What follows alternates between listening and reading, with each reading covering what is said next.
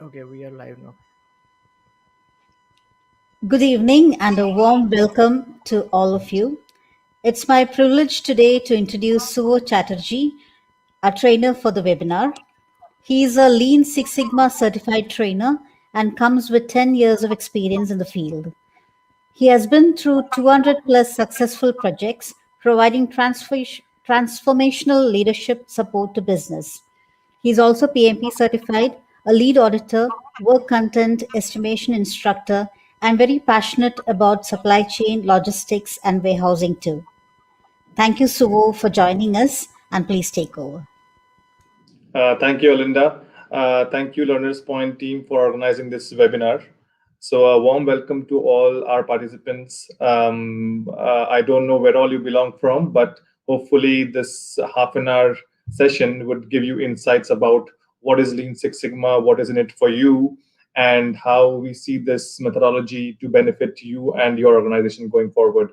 So, I would be sharing my screen, taking you through a few slides. So please feel free to type in your comments, your questions in the chat box, and we'll try to answer all of them at the end of this session. Right? So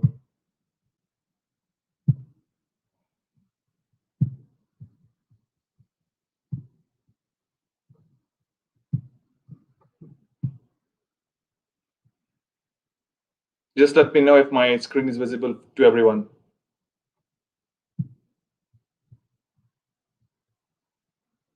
Alinda, is the screen visible? Yes, Suvo, yes. All right. All right. So coming back to the subject, Lean Six Sigma, and today we'll know about what Lean Six Sigma means, and we'll have a little bit of focus into the government enterprise, especially in the UAE and also worldwide, because I think people have joined in from India as well. So we'll try to highlight or take out a few key pointers as to how Six Sigma can influence or improve government processes.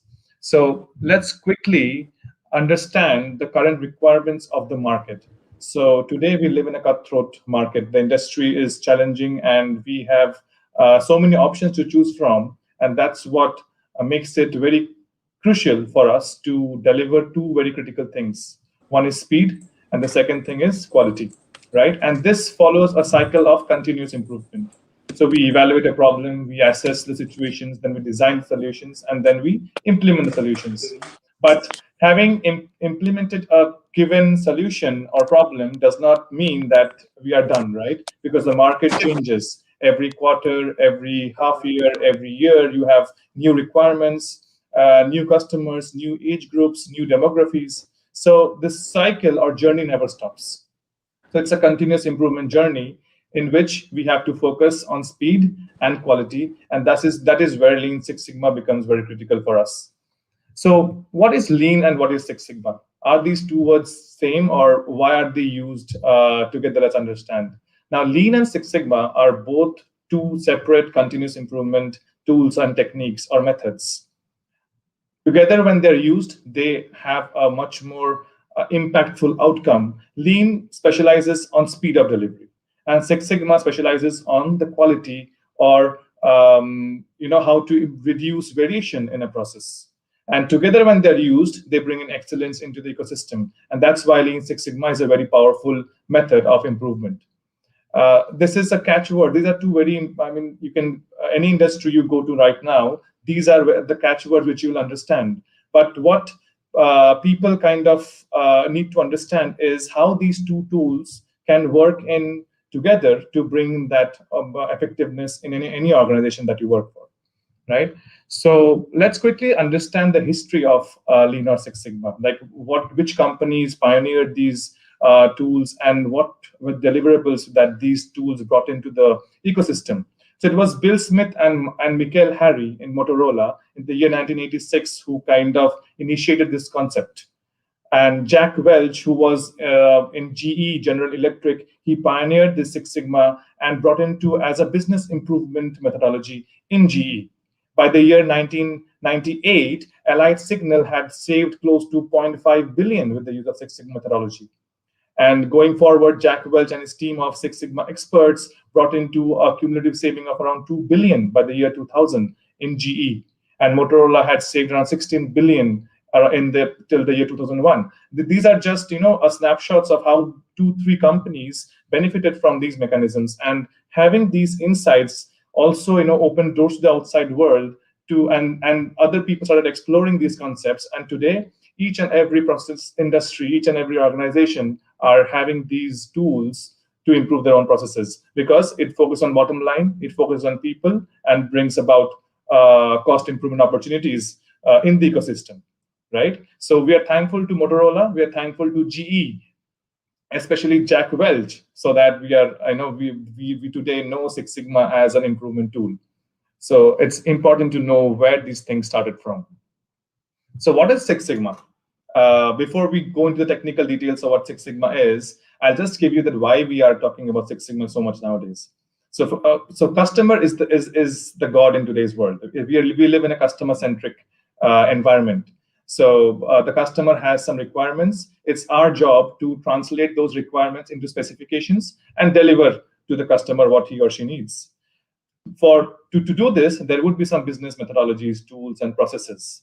And we have to be data-driven or fact-based while we take these decisions and while we calculate these requirements. So Six Sigma caters these three things, which is business methodology. It focuses on your customers' requirements, and it also has a data-driven approach to problem solving, which brings in customer satisfaction, improves shareholder values, and brings in employee commitment. Why? Because all the employees in your organization, they start speaking one common language, which is a common improvement language of Six Sigma, so that you have a team which performs together and talks the same language and brings about operational effectiveness.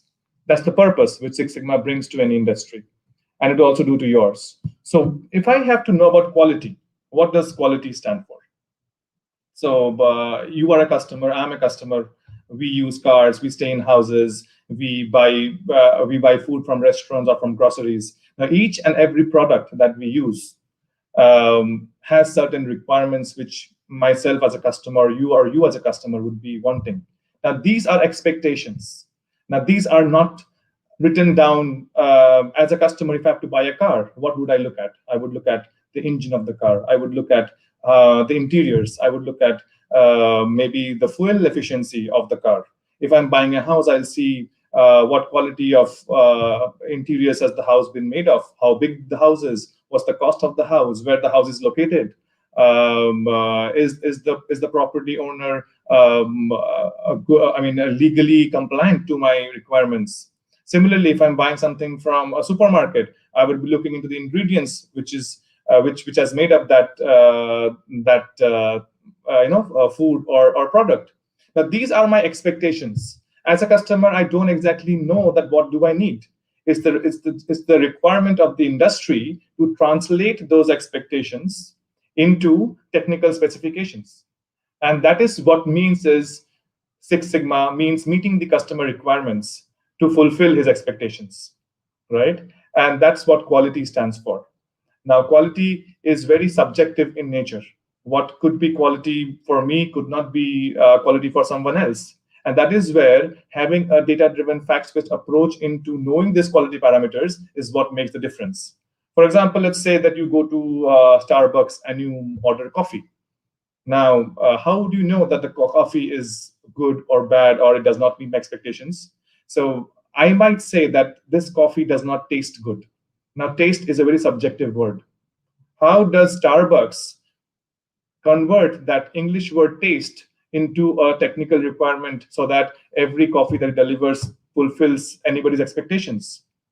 So few key things which comes to my mind would be temperature, would be the amount of coffee in the cup, would be the time of delivery of the coffee, would be the cost per cup.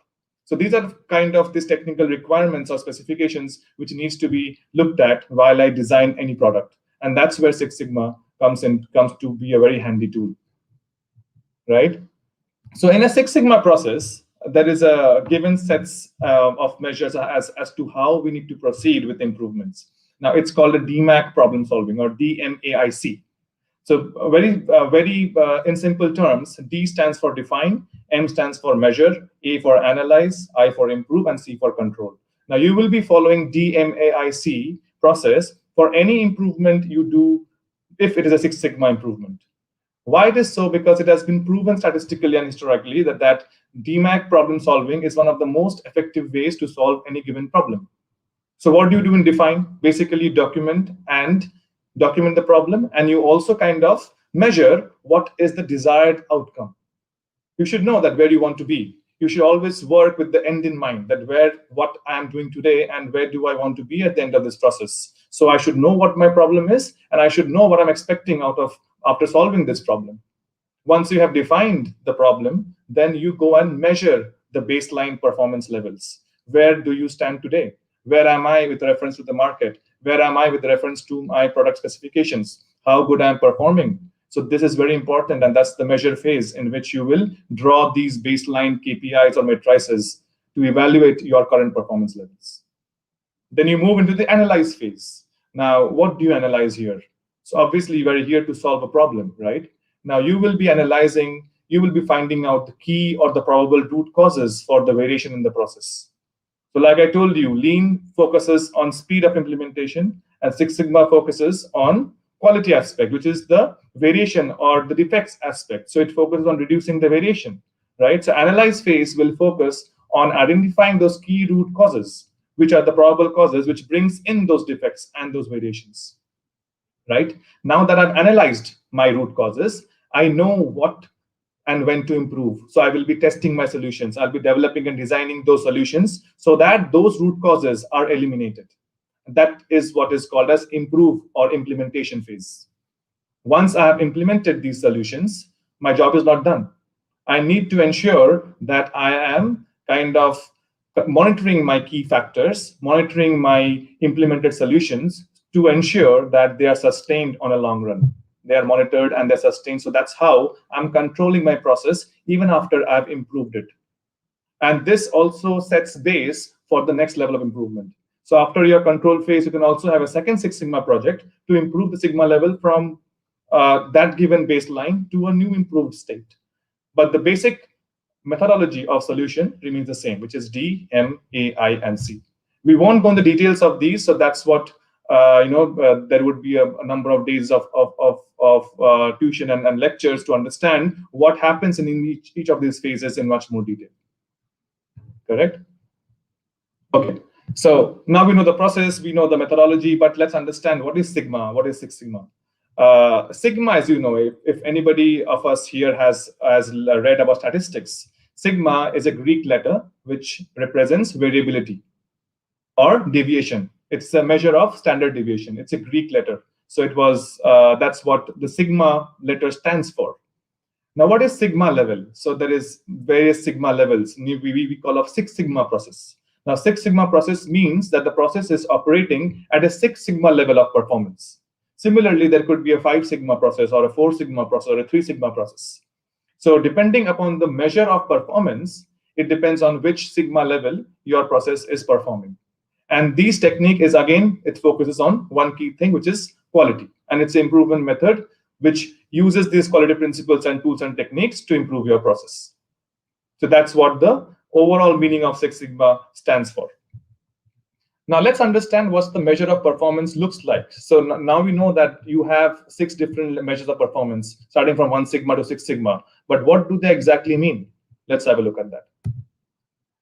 So this is the Six Sigma conversion table, or the key indicators of the various Sigma levels.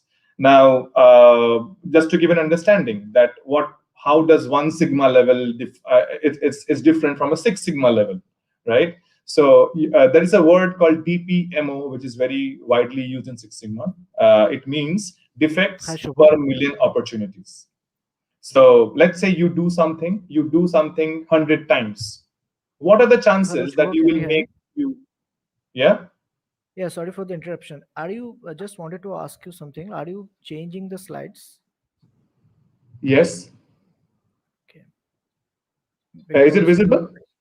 It is not actually, because the screen it is the first one only. I think there's some issue here because it should be visible, It is now. but then on presentation mode, it's not visible, right? On presentation mode, it is not visible. Okay. Um, Okay, let's continue, please.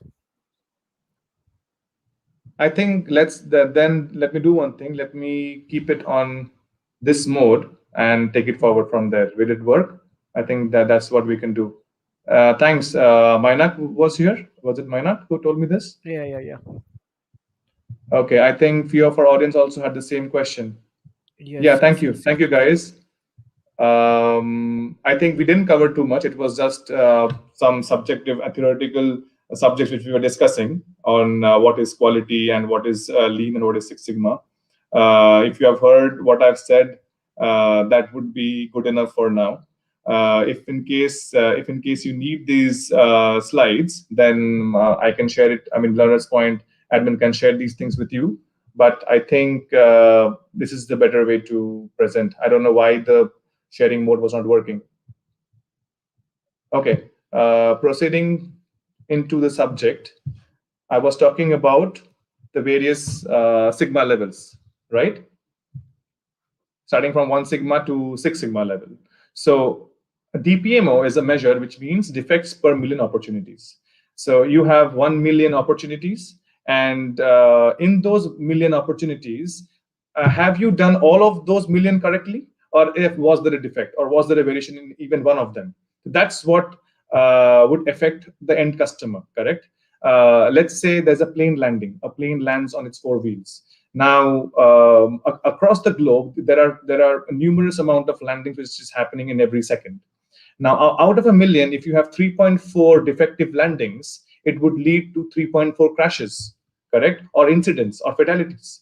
So that's what the sigma level here stands for. A 1 sigma level, which is a very a bad process, means it has close to 690,000 defects per million opportunities. So the yield or accuracy is close to 30%. A 2 sigma level means 308,000. That is, you have improved your accuracy from 30% to almost 69%. But still you are failing out of a million 308,000 times, right? A 3 sigma process means 93.32% yield accuracy, which is pretty good enough. But if you see the number of defects, it is 66,800 defects, right? Pretty big number. Now, what happens at 99.38% yield or accuracy? We still have 6,210 defects. Now, if you see mathematics, or if you're a numbers person, then you might think the 99.38% is a pretty good figure. But is it so? Is it so when I'm catering to my end customer?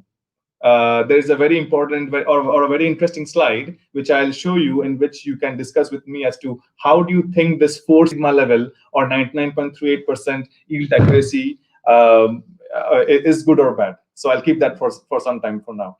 A 5 sigma process means a DPM of 230, which means 99.977% yield or accuracy. Pretty good, right? But still you are making 230 mistakes out of 1 million. And finally, a Six Sigma process or a Six Sigma level operates at a 3.4 DPMO level, which means 3.4 defects per million opportunities, which is at a yield of 99.99966%.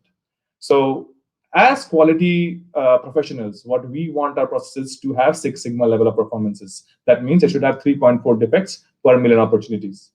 So now coming back to my what I was talking to you about the 4 sigma level process, that is 99.38% good enough. Let's have a look.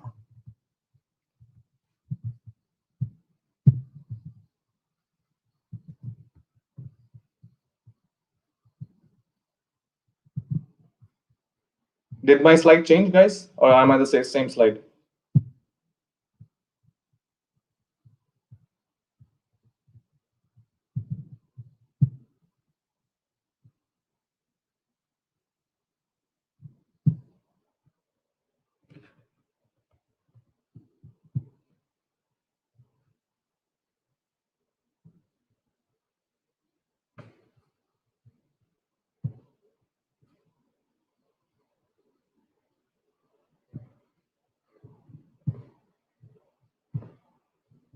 Just give me a couple of moments. Let me fix this once and for all.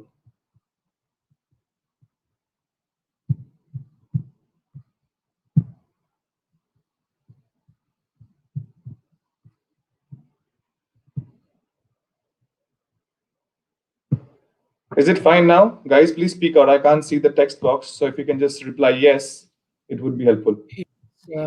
Sure, yes. The slide is there. We can see it. And is it changing? Yeah, it's changing now. Okay, good. Thank you. So finally, sorry for the glitches, guys. All right. So we were talking about four sigma level, right? Let's talk about a 4.5 sigma level. So 4.5 sigma level means accuracy of 99.9%. Very good number, correct? But let's have a look at what happens exactly at 99.9%. So there are a few very interesting figures coming up on your screen. So it's US, and there are certain things what a 99.9% yield or a 4.5 sigma level does to your process. So what happens at 4.5 sigma level or 99.9%? It means 500 incorrect surgical operations every week. You are very good, you are at 9.9%, but you are still doing 500 incorrect surgical operations. So all this data, what you see is historical data taken from archives, right? It means 1 hour of unsafe drinking water every month. It means 2 unsafe plane landings every day at Chicago International Airport. It means 50 newborn babies dropped at birth by doctors each day. It means 22,000 checks deducted from the wrong bank accounts each hour, every hour. It means 32,000 missed heartbeats per person per year. And it also means 16,000 pieces of mail lost by the US Postal Service every hour.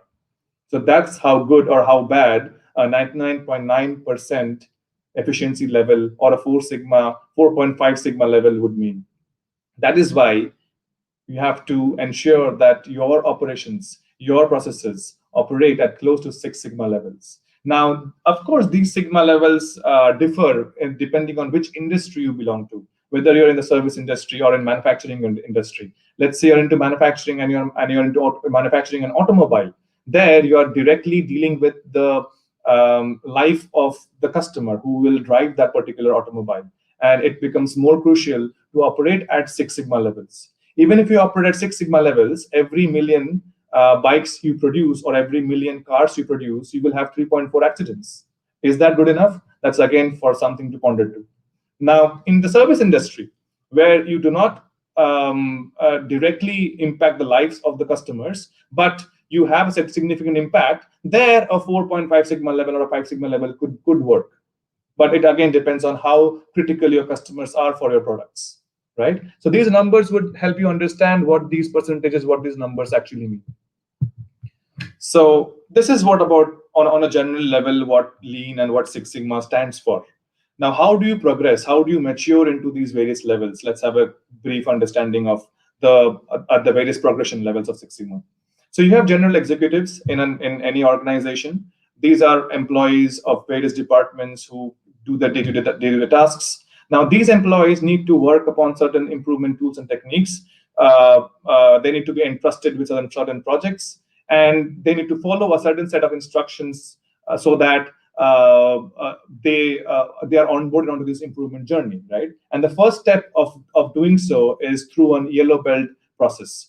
These are known as Six Sigma yellow belts. These are people who are trained on Lean Six Sigma methodologies over a 2 to 3 day workshop level.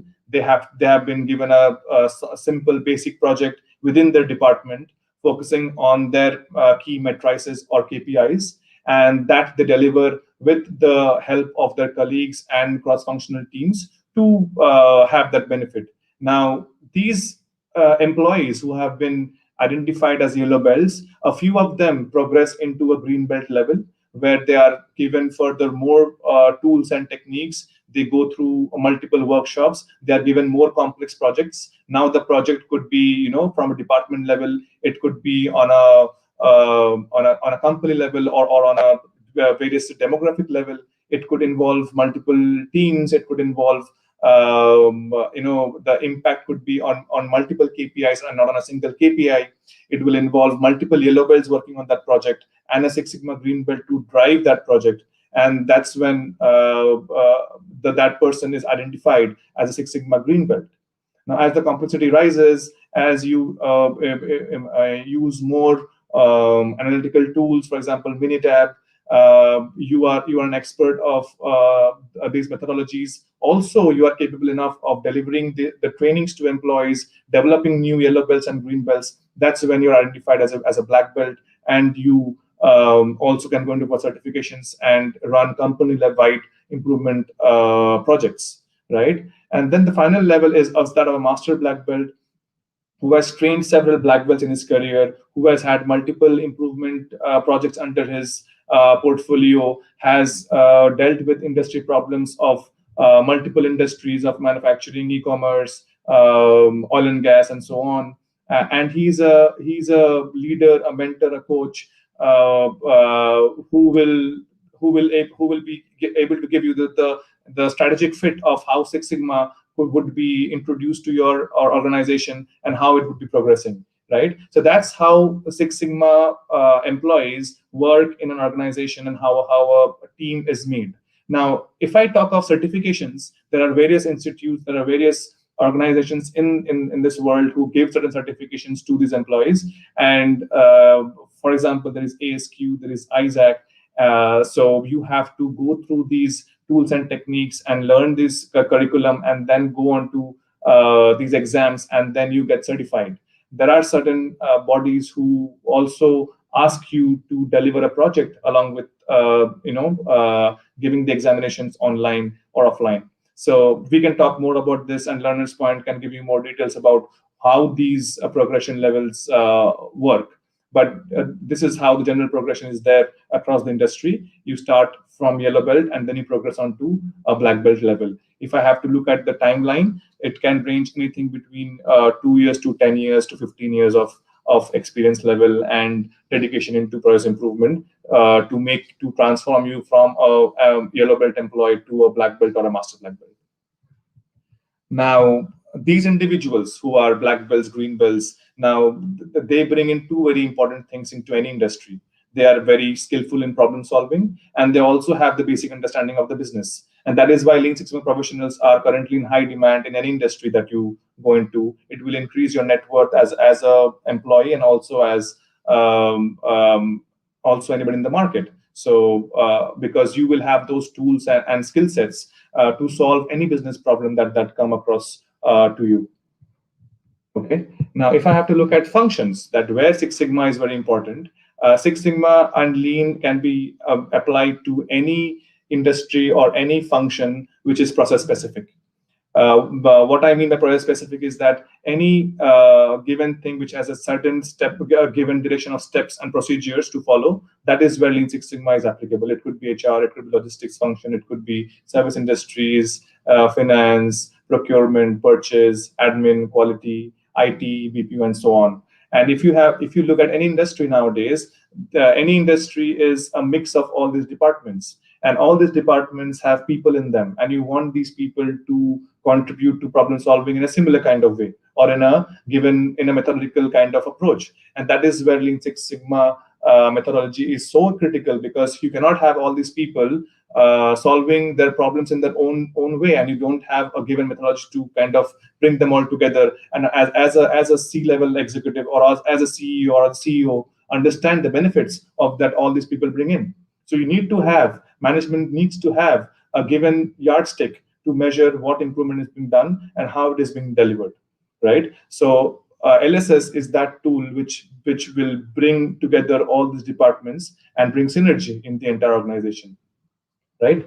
So there was recently a tweet from Dubai Police, in which the education ministry had a session with Dubai Police, in which Dubai Police discussed that how they were implementing Lean Six Sigma in the day-to-day work, and that was helping them to improve their operation levels. If I talk of Dubai Electricity and Water Authorities, even they are involved in Six Sigma methodologies. If I talk of any manufacturing industry that lies in this region or in any part of the world. They're also exploring these methodologies to see that how they can bring that excellence level into their companies. I come from multiple backgrounds, and in most of the companies that I have worked for, this is the key improvement tool that has helped the companies to bring on billions and dollars of saving. I personally have contributed to a lot of projects which has had those bottom figures delivered.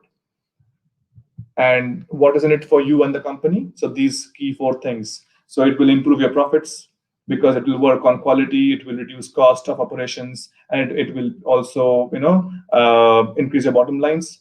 It will reduce your costs because it focuses on how to eliminate wastes, how to identify those wastes, how to be more frugal, and how to be more lean in your operations. So it will help to reduce costs by reducing wastes in your supply chain or in any process.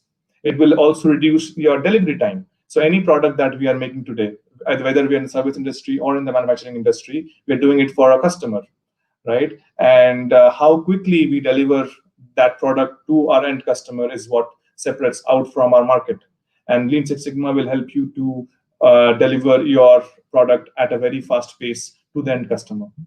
And finally, it will enhance your quality by reducing variation. I've talked a lot about quality in the last couple of minutes, and these four things combined will leverage your company to a very new level in which you will be able to compete with the market leaders and then gain more market share.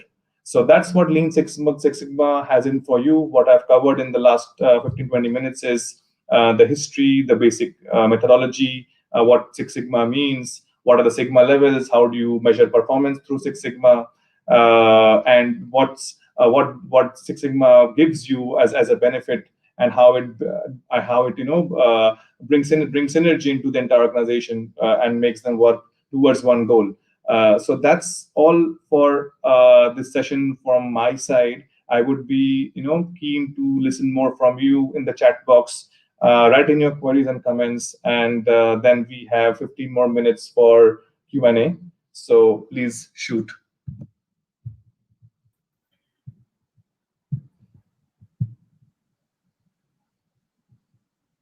Hi, Shubho. Yeah. Hi, Shubho. Can you hear me? Yeah. Thanks for Yeah. such a lovely session. Now let's go to the participants. So first we have Raisha with us. I am adding her in the stream. Hi, Raisha. Thanks for joining us today. How are you doing today?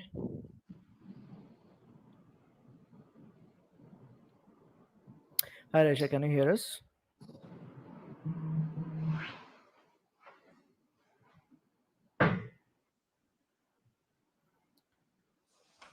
Hello, Raisha. Can you hear us? Raisa, are you with us? I think there are some glitches. So let's move to the next one. So I think next she we have. commented on the chat box. Okay, so you can hear us. Okay, great. So if you have anything to ask Shubho, anything you want to mention, please feel free to.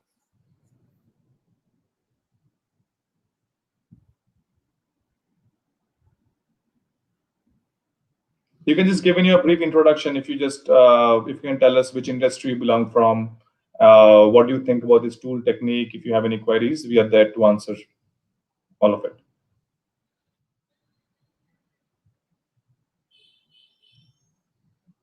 Manak, I think we can I, move to the next I think there, yes, candidate. yes, yes, there are some Yeah. problems with her microphone, I think. So let's move to Abhishek next. So hi Abhishek, how are you doing? Can you hear us? Hi. I'm good. Hi, Abhishek. Okay. Yeah. Hi, Saivo. How are you? I'm good. How are you doing? Yeah. Yeah, I'm good. Saivo, actually, I'm also Lean Six Sigma Black Belt certified. Good to know, Abhishek. Yeah. I just completed last week only. So I From never knew which? that I did it Yeah. from CSSC. Okay. Yeah. I didn't know that this would be a very basic introduction to the Six Sigma. So Yeah. It's yeah. just an overview of Yeah. what But lies but in for the people. yeah, one thing I would surely like to ask is I have seen many Six Sigma black belt holders, apart from Six Sigma black belt, they have also pursued PMP, the way Yeah, you have also done the same thing. So, yeah. I mean, is it necessary, or only a black belt certification will help to go ahead with the career? See, first of all, congratulations for getting the black belt. It will Thank definitely you. help you to progress in your career. Yeah. You will stand out from the remaining. That's what will happen first. So Okay. once you start, doing projects through Six Sigma DMAC approach, once you Hmm. gain the confidence through this methodology, basically what black belts turn out to become, what has also I have faced is that you are also responsible for end-to-end delivery of any KPI that you're working for. Correct. Correct. Now having a control of the entire program gives you a better control over the stakeholders. Also, that's where a PMP certification, along with the Six Sigma certification, brings in the two worlds, gives you the best of Hmm. both worlds, Okay. right? So I would not say that not having a PMP would deter you from doing these projects. You are as good as a professional without a PMP as well. But it was just a professional or a personal thing to do, and that's why I thought I'll go ahead and do it. But only a Six Sigma certification also will help you a lot into delivering these projects for the company you're working for. Okay. Thank you very much. Yeah. So that's it from my side. Thanks, Thanks. Okay, Abhishek. Yeah.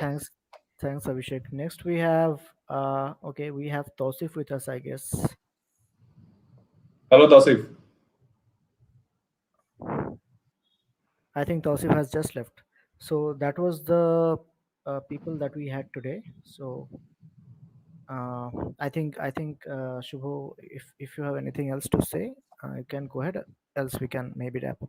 So we have Sucharita with us who has just joined. So I'm adding her to the stream. Hi Sucharita, hello. How are you doing? Can you hear us?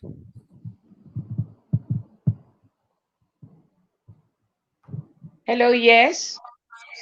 Hello. Hello, Shubhu. Nice to hear you.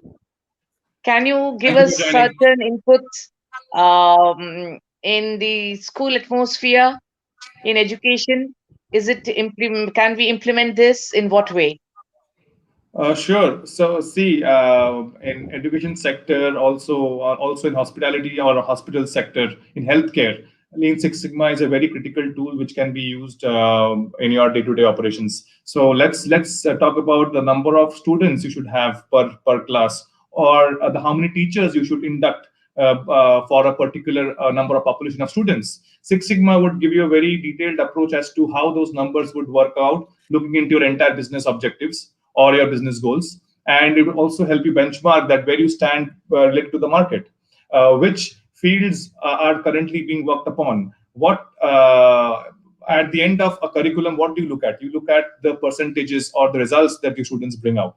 Now, if mathematics department has scored 90, let's say 87% as average, compared to chemistry department who has scored 88, why is the variation of 1% in within between mathematics and chemistry, and why is it not the other way around? So having these tools at your disposal will help you analyze and deep dive to get statistical answers to these questions, and then you can also kind of compare yourselves to the other regions in your demography, and understand that how those schools or colleges are performing in comparison to your school. It will also help you set benchmarks and roadmap for development of your curriculum over a quarter or let's say a year, right? So yes, education industry will have a lot of things from. I mean, both Six Sigma and education industry has a lot to give each other, I feel. Thank you. Thanks, Sucharita.